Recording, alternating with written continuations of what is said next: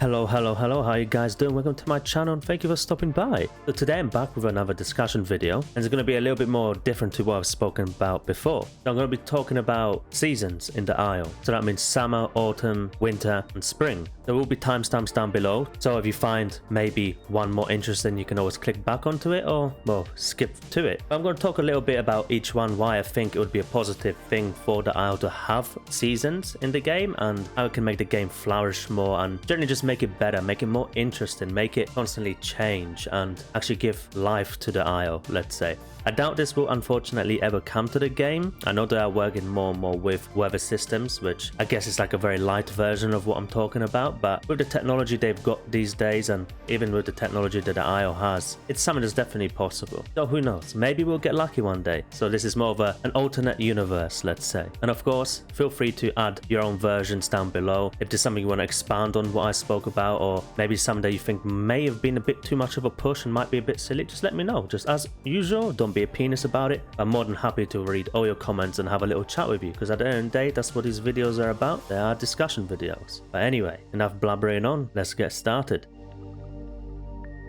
So let's start off with spring. So what can spring give the Isle? So for it to work and work with the ecosystem and everything that's in the game at the moment, I think spring would be quite important simply because, well, it's a month, or not month, the season of fertility, you could say. In terms of gameplay, this could be somewhere where making nests is cut in half, as in terms of time. So it's a lot quicker to make nests, to incubate eggs, and maybe even get special mutations that only come out from, pushing nesting during that time, which would be quite good since nesting is kind of not something that many people do. So this would give another reason and breathe life, let's say, into nesting, which they worked a lot of hours into making, and they kind of just made it into this situation where it's quite hard to even want to nest because you don't know where there are nests. But this will definitely bring people back to wanting to nest more, because I mean, if you can get a mutation that you can only get during this one time in game, then it would be pretty good. So I would say spring would definitely be the fertility, just like you see when you walk through the parks now and you see all these little cute little ducklings and all these little cuties that are just walking around because it just hatched. That's what it would be like, which will bring more players in, which of course will be exciting for carnivores because there will be a lot more easier meals, let's say, for them to actually get, since there'll be a lot more small dinos, so you can go and snatch up something quickly and run away, or get put into really cool situations where you got herds kind of in nesting areas or wherever it would be, and you'd have these really awesome battles between carnivores and herbivores, which would be also great for dinos like Oviraptor when they come into the game, since they're egg stealers. That would be really their time to shine, since there'll be, well, a lot of food for them, right? There'll be eggs absolutely everywhere. I'd also say the spring would bring a lot of colors to the game, because I do believe each season should change the map slightly in looks as well. I think it's more than doable. Maybe some more cherry blossoms, more pinks, reds, all sorts of stuff like that. The waters would be nice and healthy. There'll be probably loads of fish and loads of AI around, because everywhere it's just, it's a time of growth. Spring, you're about to get to the hot season and you're loving it. It could really make the map look beautiful. So yeah, that's pretty much everything about spring. I would say that would work well in terms of how the game runs and how it could run. I think it would be quite a promising thing to see. I'd also add as well that maybe spring would just give some light showers. You wouldn't get too much heavy rain or anything like that. No droughts. So it'd be literally the best time, the easiest time for someone to play and grow, let's say, apart from the, obviously you can be hunted a lot more easier since food will be on the menu, so predators are gonna go crazy looking for it. But yeah, that's enough about spring. Let's move on to summer now.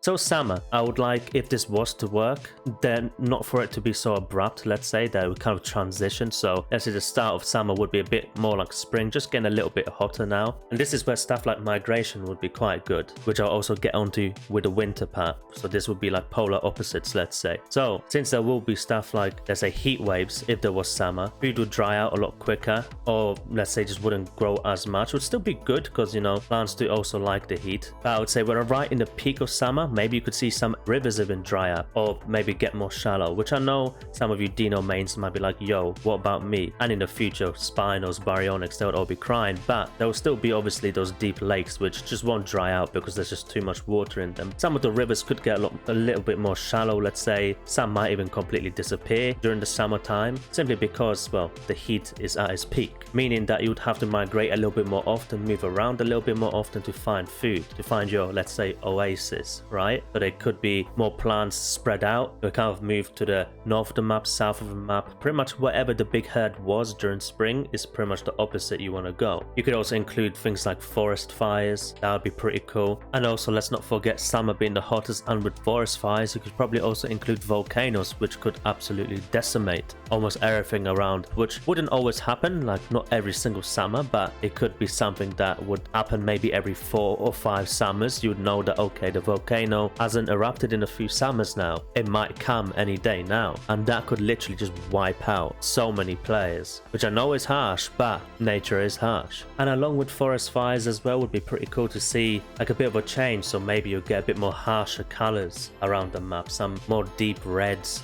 and oranges, you know, like plants that they're healthy, they've got enough water in them, but you can tell that in some places where it's a bit dry, where maybe plants would start to lose their color, get more browns and, you know, dead, let's say, where you'd have stuff like PTs, which they would be able to kind of thrive a bit more because there'll be less vegetation as well during the really hot season of summer. They'll be able to spot their prey or the little ones running around like fresh spawns, let's say, right? And they'll be able to pick them off one by one, which will be really cool for something like Quetz when it comes in, since of course it's going to be a flyer as well. And if you can't hide, then well, you better find somewhere quick to hide, like a cave or something, which would be really cool if there was more caves in the game, or actual proper caves. But let's say in this universe there are caves and you can quite nicely go and hide, but if you're out in the open, you're gonna get messed up. And that's enough about summer. Let's move on to autumn.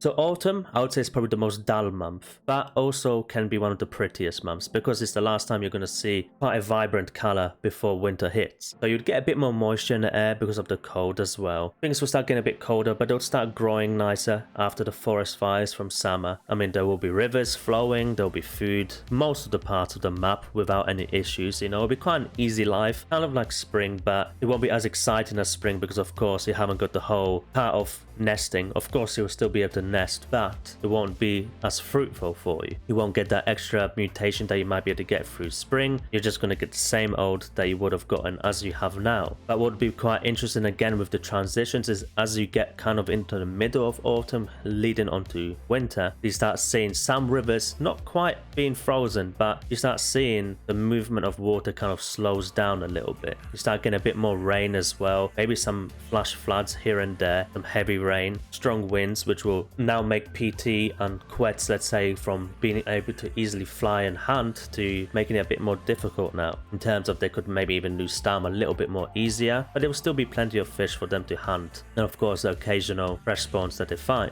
And one other thing during autumn, I'd say maybe there could be a lot of thunderstorms as well, a lot of heavy rain, preparing you for the cold frozen months that are about to come. But one thing that could work maybe is that maybe your food drain starts slowing down a little bit. Since it's a bit colder, your metabolism will slow down a little bit too, which will get amped into the winter months. But during autumn, maybe your food would last a little bit longer, just simply because it's also not as fruitful out there, so you're not going to be finding food as easily as you would have in summer and especially spring. So that's it about autumn. Now let's move on to winter.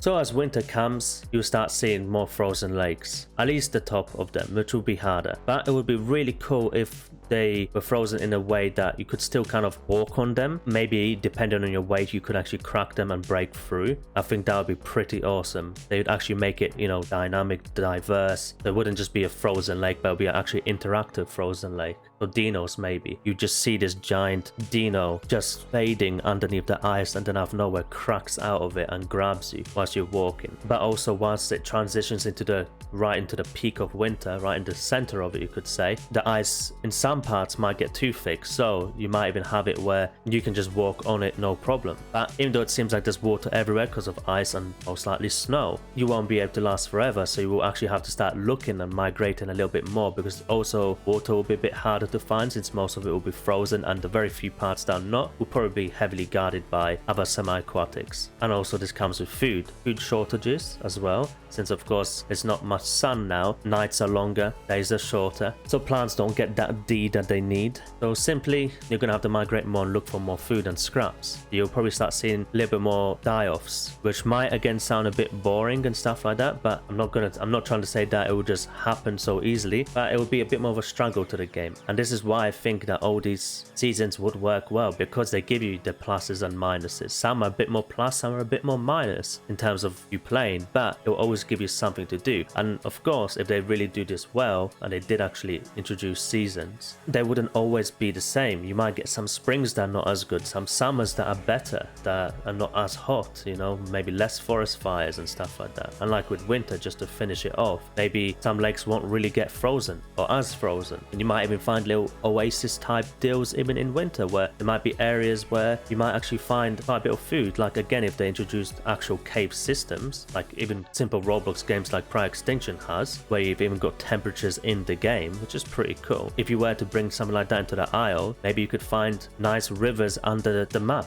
like in cave systems that get pretty much untouched by the heat or the cold, you know, so you can always rely on going there. But they could always introduce some sort of AI, like, I don't know, bats or whatever the equivalent of a prehistoric bat was, in that sense, that would kind of also give you a bit of a threat. So not that caves will just be easy whenever, also it's going to be quite dark, you'd always have to have night vision on. But to put it simply, that there will be some sort of guard, let's say. You're going to go in there and there will be some AI that might fight you, or maybe even some playables that might just prefer to be in caves, so you're more likely to find some players that are around caves. So I do think that's one thing that's missing from the Isles, actual cave systems. You got all these massive huge mountains, you got nothing that's the opposite of that. You practically got a lot of waste of land that's just pointed up that no one apart from flyyables, which there's only ever going to be 2 of, are going to get there. Oh, and Herrera I guess as well, since it can climb everywhere. But you, underneath each mountain, you could have a massive cave system that makes up for that land that's been taken away, just to make the map look better but dysfunctional, you know? But yeah, now I'm starting to blabber on about something else. So that's it about seasons. Hope you guys have enjoyed the video. Do let me know your versions of it. Maybe there's something more I could have added to one of the seasons, or maybe there was something that was just a bit too dumb. But I tried trying to make this as exciting as possible, and hopefully one day we'll see some sort of version of this, because I do think the Isle needs this, especially that they want to claim to be more realistic. This would at least give the realism to the game, but also make it fun at the same time, because you would always be chopping and changing and doing stuff. Oh, one thing I did miss out on, of course, I did mention it in the winter. I would also say that days would be longer in summer, and of course nights would be shorter, just like in the real world. So at least give people more time, but especially when they make a map that's so good looking and they spend so much time on details and skins on dinos, but then you need night vision on for most of the time you play. It's kind of pointless. They might as well make the graphics Roblox at this point, because you can't see what you're playing. Furthermore, this would actually also help with diversity in species, like Dyligen, for example, during winter would probably thrive a lot more, since it would be darker more often. So with its excellent night vision, it would just do that much better. But then during summer, obviously it would have to be a bit more careful, as nights would be shorter, just as an example. Anyway, everything's just black and white pretty much. What's the point in that? But yeah, apart from that, you guys have a great day. I'll see you all on the next one. Peace.